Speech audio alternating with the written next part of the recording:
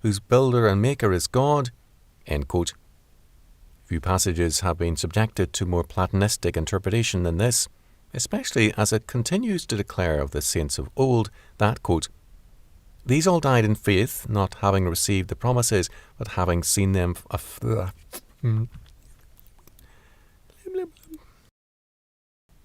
These all died in faith, not having received the promises, but having seen them afar off, and were persuaded of them, and embraced them, and confessed that they were strangers and pilgrims on the earth. For they that say such things declare plainly that they seek a country, and truly, if they had been mindful of that country from whence they came out, they might have had opportunity to have returned. But now they desire a better country, that is, an heavenly, wherefore God is not ashamed to be called their God. For he that not clicky, not goody. Be called their God, for he hath prepared for them a city. Hebrews 11:13-16. The reference here is to Abraham, Sarah, Isaac and Jacob. They knew that the promises included a material realm, the promised land, but also much more. They died in faith, confidence that God would keep his word concerning the possession of Canaan, their growth into a nation, and universal blessings through their race. They rejoiced in that fulfillment from afar, and they saw it as the counsel of God. Because they did not yet possess Canaan, they were strangers and pilgrims on earth. By their confession of their pilgrim estate, quote, "They acknowledged they were in a foreign land as sojourners, that they had no permanent possession, no rights of citizenship." End quote. They saw that their citizenship was in heaven. Quote, "The fulfillment of the promise in its highest form is set before us as social and not simply personal. God prepared for his chosen not to a home, but a city, a divine commonwealth." End quote. The patriarchs felt no disdain for the earth and the flesh. To them it was good and a blessing of God's ordination. They regarded with faith and joy the promises of God concerning this earth and the triumph herein of the people of the covenant. Their desire for heaven was not a contrast of heaven and earth with a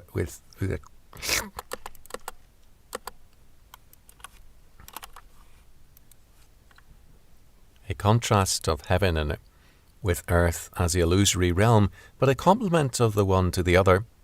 There is no hint of a Platonic matter and form dialectic here, but rather of a journey from one area of God's kingdom to another. The one is fallen and therefore beset with many problems. The other has not been affected by the fall. Their hope for the earthly arena meant in part the undoing and eradication of the fall. The contrast is thus not between the manifest The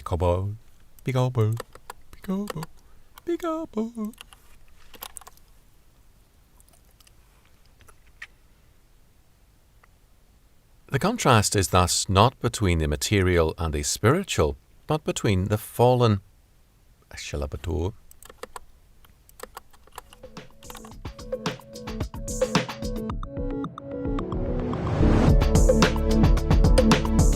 Hello, this is Nathan. Thanks for joining me in the booth. I really hope you're enjoying the live streams and videos. To find out more about this narration project, or to make a donation, go to nathanteacher.com. Thanks.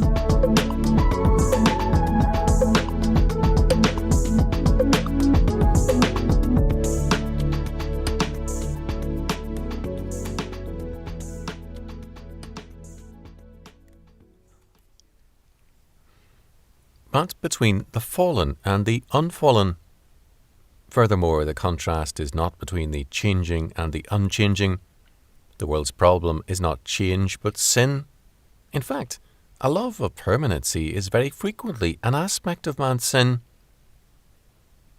It is necessary to analyse the main perspectives of religions and cultures towards change in order to understand the significance of biblical faith and salvation. First, a major perspective can be best described by reference to the Greek view of change. Aristotle, for example, regarded perfection as self-sufficiency and permanence. A city-state should be able to sell to others without needing to buy. Its constitution should be inflexible and unchanging as far as was humanly possible, and changes should aim at achieving an unchanging state. The appeal of communism to the Greek mind was largely due to the fact that it offered a quote-unquote final order in which the structure was fixed by the rulers and little left to the vagaries of individuals. For the Greeks, the purpose of law was to fix things into a measured permanency. The state and the immutable were regarded as higher than that which fluctuates and changes. In fact, the real is unchanging and permanent, whereas the changing is associated with the unreal. As Baker observed, quote, "The Greeks had resolved the problem of evil into terms of permanence and change. In general, their position was that matter, which is unstable, is evil, that reason, which enjoys an eleatic permanence, is good." Eleatic.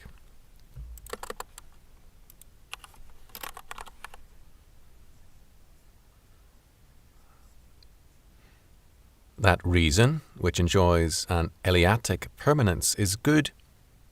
Evil is not a creation of man's perverted will, but merely a characteristic of matter.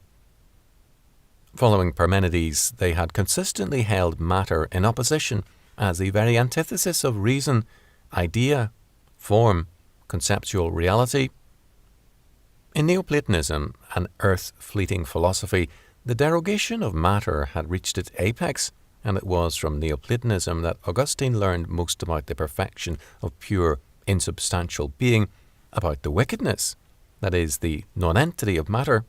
Quote, "For in matter," end quote, said Plotinus, quote, "we have no mere absence of means of strength, it is utter destitution of sense, of virtue, of beauty, of pattern, of ideal principle, of quality. This is surely ugliness, utter disgracefulness, unredeemed evil." End quote. This view of matter resolves a dualism into a monism. Evil, that is matter, becomes of no consequence metaphysically because it has no existence. Anything that can rightly be said to exist exists by participating in the very source and centre of being, and whatever does not has no existence. Matter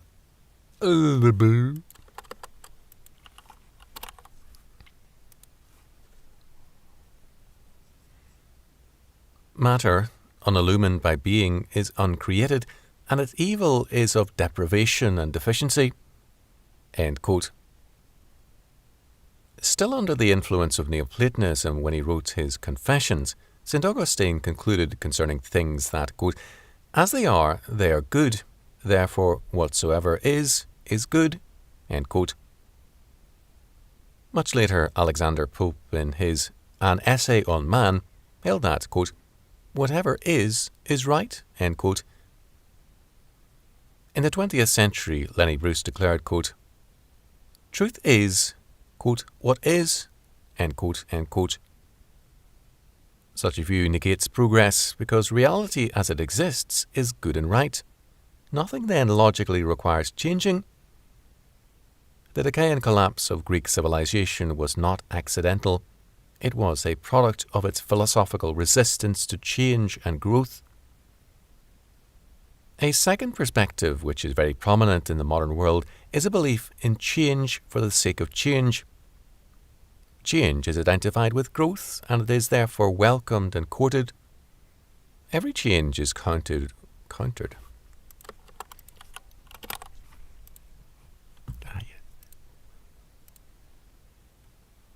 Every change is countable.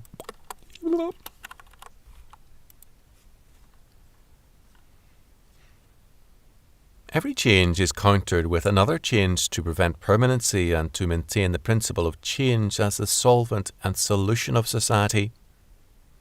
The result is perpetual warfare against the existing situation because it represents, quote, the establishment, end quote, and hence an element of permanency and order. However, where there is no principal change, the old proverb is clearly true that the more things change, the more they are the same. Where change is exalted, the result is revolution for the sake of revolution. The changes become meaningless and faddist. Society becomes like a rudderless ship.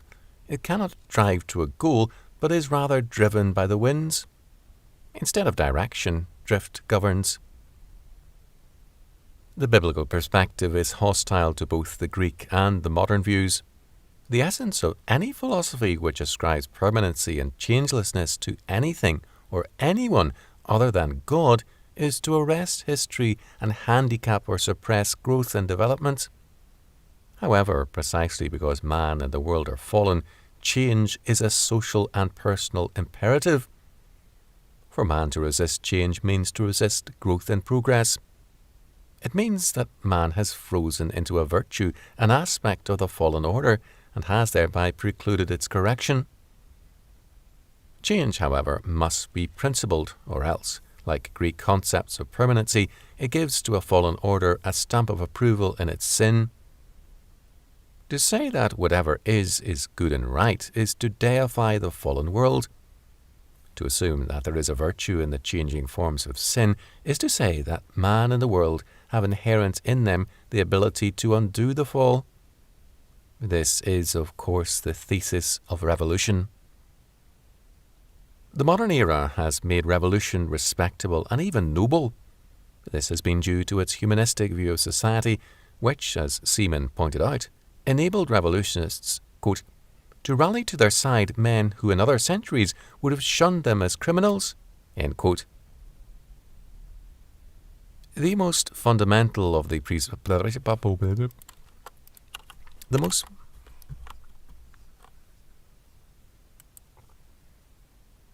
The most fundamental of the propositions of this new faith was, quote, the perfectibility of man, end quote. This was an anti-Christian and revolutionary faith because Christianity denies that man apart from God can either regenerate or perfect himself in or beyond history. As Seaman has so well stated it, the revolutionaries held that, quote, the factors which alone prevented man from beginning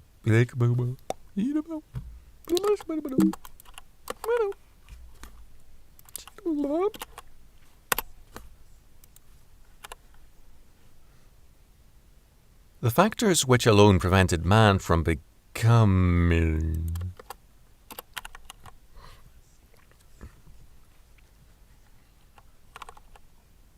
The factors which alone prevented man from becoming perfect were the superstitions of the Church and the tyranny of kings, which between them condemned man to spiritual and temporal slavery.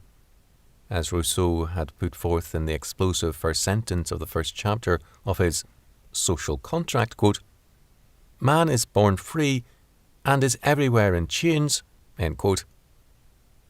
If the rest of Rousseau's Bible of Revolution consisted largely of verbose obscurities, the direction in which he pointed was clear enough for his like-minded contemporaries and successors. The end result of proclaiming the doctrine of human perfectibility to a generation who were simultaneously blah blah blah. I didn't hit it hard enough. Hit it! 1, 2, 3, 4!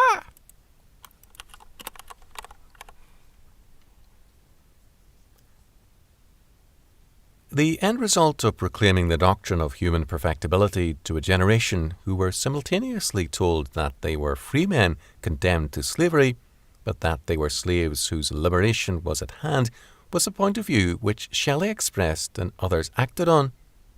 That the world would be a perfect place as soon as the last king had been strangled with the guts of the last priest. It was to be as easy as that. End quote. Seaman is right. They did and do believe that it is, quote, as easy as that, end quote. Revolutionists advocate change away from Christianity as the answer to all their problems. The abolition of God and of good and evil will supposedly usher in the Golden Age. If it does not arrive, the answer is to execute. destroy and change because change will somehow lead to perfection. The belief of revolutionists, as Seaman adds, was that, quote, social and political wrongs, whatever they were, could be put right by a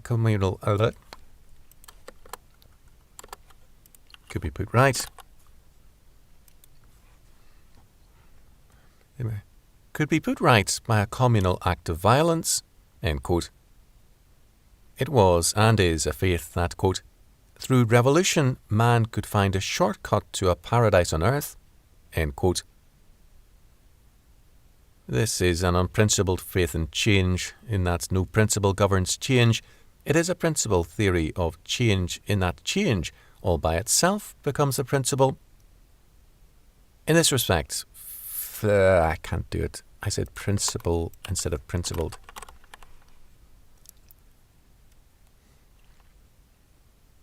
This is an unprincipled faith in change, in that no principle governs change. It is a principled theory of change, in that change, all by itself, becomes the principle. In this respect, faith in change or revolution is closely connected with the theory of evolution, which, well before Darwin, found expression in Hegel and others before him. For evolution, change is a working towards a new and higher form, so that every departure from a norm is a potential step forward. Deviation or change then becomes a new normality, and in terms of this, Durkheim, in The Rules of Sociological Method, could write, quote, on the normality of crime, end quote.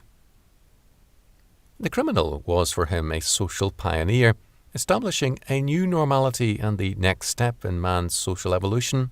Quote, how many times indeed it is only an anticipation of future morality, a step towards what might be. La bateau. Not good enough. La bateau.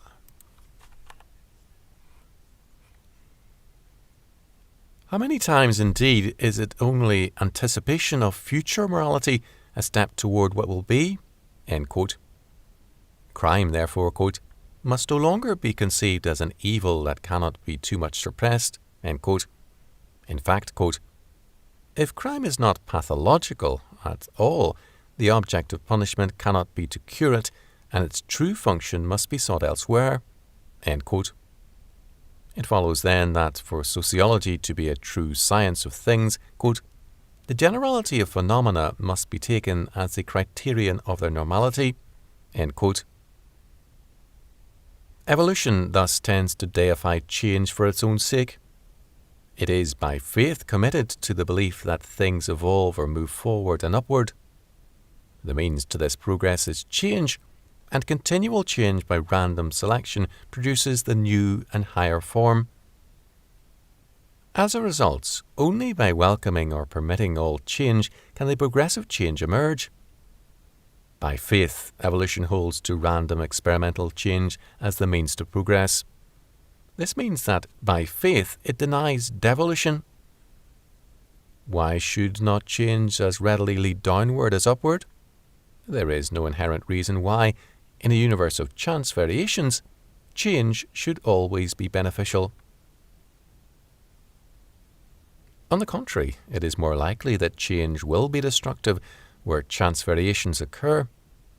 Evolutionists have thus denied God while retaining a strong faith in the providence of God governing all things. As a result, evolutionists are implicitly revolutionaries. They are, moreover, to all practical intent, devolutionists in the consequences of their thinking. How long can a doctor maintain living patients if his prescriptions are made on the basis of chance selection, or the roll of a dice? How long can a society based on such a faith remain alive? Will it not rather produce a society of criminals and Marquis de Sades, dedicated to the perpetual destruction of all law and order? Order remains in the modern world only insofar as an older religious faith still governs the minds of many peoples. Destruction has become the faith of modern man, to change by destroying. The third perspective towards change is the biblical one. Devout Christians have often been guilty of the infection of Greek philosophy and have regretted or bewailed change, whereas modernistic churchmen have shared an evolutionary faith in it.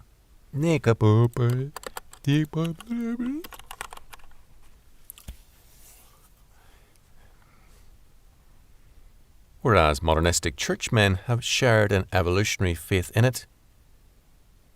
The Reverend Henry Francis Lyte. What a name! It's a shame. Oh boy. Where's me drink?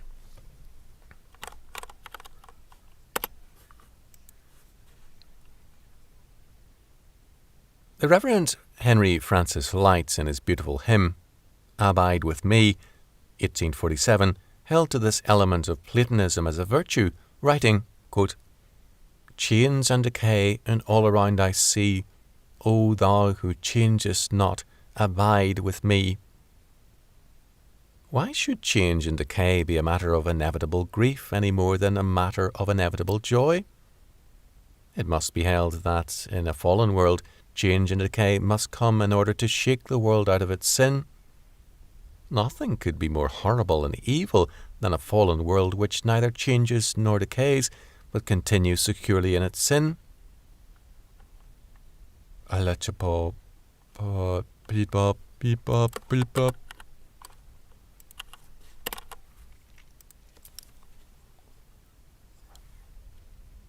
The purpose of the expulsion from the Garden of Eden, and then later of the flood, was to prevent man from having security in sin, in lawlessness, and the purpose of change was and is to ensure man's continued shaking and crisis. Change, therefore, cannot be condemned as such, although change in itself is meaningless, in that perpetual change can be purposeless or misguided. For the Orthodox Christian, permanence and changelessness belong to the sovereign God, who declares, quote, I am the Lord, I change not, Malachi 3:6. This unchanging God gives to man his infallible word as the principle whereby men and societies must be changed. Regeneration is the work of sovereign grace, and only the regenerate man can make effectual changes. Changes are made by the redeemed man in terms of the law of God to bring man and society ever into closer conformity to God's. All the words at once.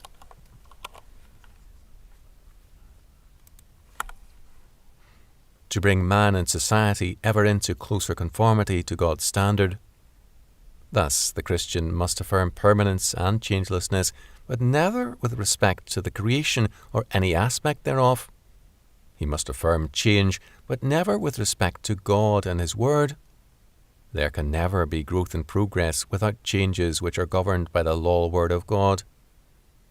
The Christian will thus conserve that which is godly and conforms to the law of God, working always to reform it in terms of that word. He will uproot whatever is not of God, not by revolution, but by reconstruction.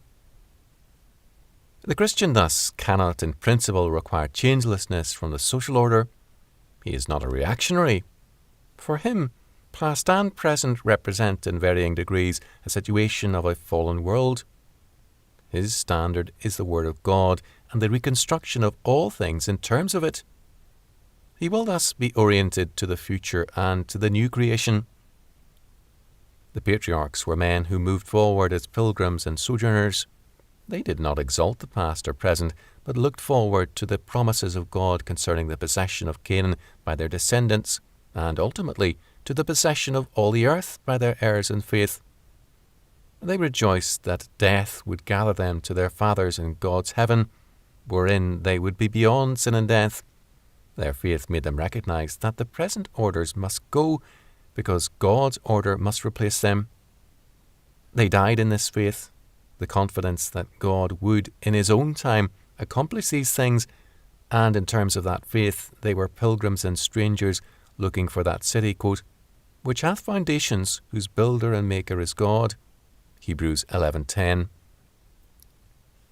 The Christian thus is not at war with change, but with sin, which wants to change all else but not itself.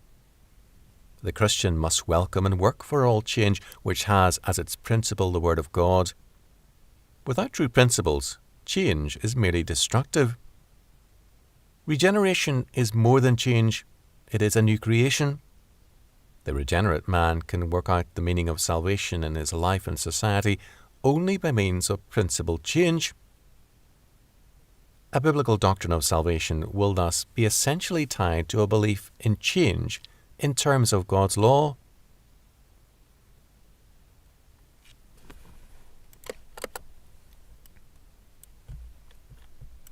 Okay, sorry, I forgot you were here.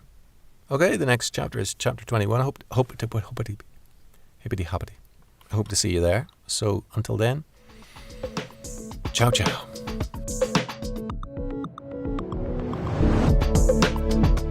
Well done for listening right to the end.